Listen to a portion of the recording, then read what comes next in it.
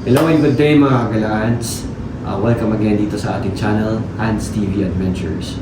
And kung bago ka lang dito sa ating channel, ay gumagawa po tayo ng mga contents all about travel, adventures, and just recently, diagnose tayo ng papillary thyroid carcinoma. Ay dinodocument din natin yung thyroid cancer journey natin dito sa ating YouTube channel. And by the way, my name is Ants. And kasama natin ngayon, special guest, aking cousin si Moja. Dahil meron tayong mahalagang topic ngayon na alam ko interesante sa ating mga viewers, lalo na majority sa mga nanonood sa atin ngayon ay katulad ko na may thyroid cancer din, and yung iba may mga dinaramdam na sakit and kailangan ng mga ganitong klaseng assistance. So, ang topic natin for today is all about medical assistance. Kung mababalikan nyo yung mga videos natin from the past, tinatakal natin doon kung magkano or gaano kamahal or gaano kamura or may mura pa ba ngayon na ang gamutan sa thyroid cancer, lalong-lalo na sa surgery and of course yung medications. Ang usapan natin ngayon is all about GL or guarantee letter. Kasama natin si Moja ngayon, aking pinsan, dahil siya po ay ang kanyang father ay diagnosed with CKD, no? Chronic kidney disease. And alam naman natin na medyo mabigat-bigat na gamutan din ang pagkakaroon ng CKD5. Definitely, kakailanganin natin ng medical assistance. And isa nga itong instrument is GL or guarantee letter. So, Moja, tell us more about this GL or guarantee letter. Ano ba itong definition ng guarantee letter? Paliwanag natin sa mga viewers natin. Pero bago mo sagutin yun, Moja, disclaimer lang po, lahat po ng sasabihin namin dito ay base lamang po sa aming mga karanasan, experiences, and of course, hindi tayo nagpo-promote dito ng mga political organizations dahil syempre, meron tayong iba't ibang sinusuportahan. Itong video na to ay hindi para doon. Gusto lang namin i-share sa inyo yung mga experiences namin, yung mga knowledge namin all about medical assistance, di ba, Moja? Yes. Moving forward, sagutin na ni Moja kung ano yung definition ng GL or guarantee letter. Hi mga kagalaans! Ngayon pag-uusapan natin kung ano ang guarantee letter. So ang guarantee letter, isa siyang dokumento na binibigay ng iba't ibang ahensya ng gobyerno sa isang ospital, kung saan ay tinatanggap nito ang obligasyon na bayaran ang nakasaad na halaga sa GL or guarantee letter para sa serbisyo o gamot na ibibigay sa mga pasyente. For example, 20,000 ang binigay sa yung GL ng isang ahensya ng government. Tapos, ang nakalagay doon, pwede siyang gamitin sa medicine, laboratory, hospital bills, ano pa ba, procedure, and yung professional fees. So, mamaya natin pag-uusapan ang mas malalalim pa kasi ang iba doon ay 50% lang ang pwedeng magamit. Ngayon, 20,000. Yung 20,000 na yun ang unti-unting babawas. Kuwari, gumamit ka sa laboratory ng 5,000, hindi ka ngayon maglalabas ng cash. Dahil meron kang GL, yun ngayon ang ibibigay mo o i-represent sa ospital na tumatanggap ng GL. 5,000 ang nagastos mo sa laboratory, ibabawas ngayon ng 5,000, meron ka nilang 15,000. Okay. So, meaning to say, itong guarantee letter na to, Moja, is para siyang LOG or yung letter of guarantee nga ng mga bangko. Let's say for example, nag-loan ako ng property and then nag-loan ako sa bangko. Bibigyan ako ng bangko ng letter of guarantee na ibabayad ko dun sa developer para ginagarantiyan niya na babayaran niya si developer para makalipat ako dun sa unit. Pero this time, GL na tinatawag natin is sa medication siya and sa hospitalization. Wala kang babayaran dito dahil government na yung nag-guarantee na bibigyan ka niya ng assistance, no? Tama ba? Tama. So, yung GL na yan, mas nagagamit siya sa mga public hospitals, kuya. Kasi Oh, ang okay. tinutulungan niya is yung mga hindi kayang magbayad. Yeah, definitely. Siyempre, kasi kung nasa private hospital tayo, iisipin ng gobyerno na kaya mo naman pala magbayad ng... Pero merong some institutions or ahensya ng government na nagbibigay para sa mga private, pero depende sa private hospital kung tatanggapin nila or I see. So, hindi lang pala siya limited sa mga public hospitals, no? Yeah. Meron din siyang mga piling private hospitals, pero syempre kayo na yung bahalang mag-research doon kung I-check. okay ba talaga, i-check nyo kung Sa hospital, yung hospital nyo ba. tatanggap sila. Let's say for example, private hospital kayo napunta, syempre hindi naman natin mapipili yung pagkakataon na magkasakit kayo in private hospital yung malapit. We have to double check kung tatanggap ba yung private hospital na to ng guarantee letter. So, ayun, nabanggit mo kanina yung tungkol dun sa mga benefits ng guarantee letter. So, sino-sino ba yung mga pwedeng makatanggap ng guarantee letter na to? And sa mga agencies, government agencies siya pwedeng lumapit. actually yung guarantee letter talaga is for indigent people. Okay. Mga walang trabaho, PWD. Mhm. At saka yung talagang walang pambayad ng ospital, yung kapos, ganon.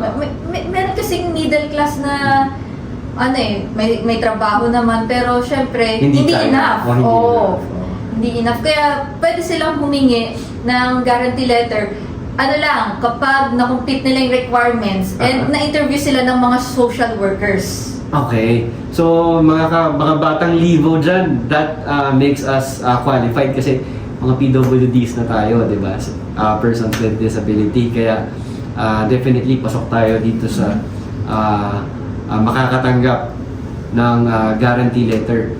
As long as kumpleto yung mga documents na kailangan natin i-submit and ma-interview tayo ng mga social workers. So, moving forward, nabanggit mo yung tungkol sa mga document requirements. So, ano-ano ba yung mga basic na requirements sa pagkuha ng guarantee letter? And syempre, iba-iba tayo ng mga karamdaman, ng mga comorbidities. So, siguro dun sa ibang mga GL, may mga specific na requirements na hihingin sa atin. Pero siguro Modj, yung experience mo dun sa kay uncle, kay tito na may CKD. So ano yung mga requirements na ipinapasa natin sa mga government agencies? So, unang-una sa lahat is yung clinical abstract. Meron siyang, pwede siyang, kasi kuya, nanghihingi sila ng original, Okay. yung certified true copy, pero yung iba, tumatanggap sila ng photocopy. Sa case ko kasi, certified true copy. Yun. Tapos, next is yung medical certificate. Mhm. Yun naman. Tapos, next is yung mga gamot, yung reseta, yung prescription, tapos yung mga laboratories na kailangan gawin, or yung mga procedures. Okay. Tapos, kailangan din, for example, bill. Kailangan mo yung hospital statement of account. So pwede yung let's say for example nakapagbayad ka na sa hospital. Pwede mo pa rin siyang ilapit dito sa Actually, hindi na pwede kasi ang ginagamit is promissory note. Promissory note. Pag may promissory note ka, yun yung isa sa mga requirements minsan.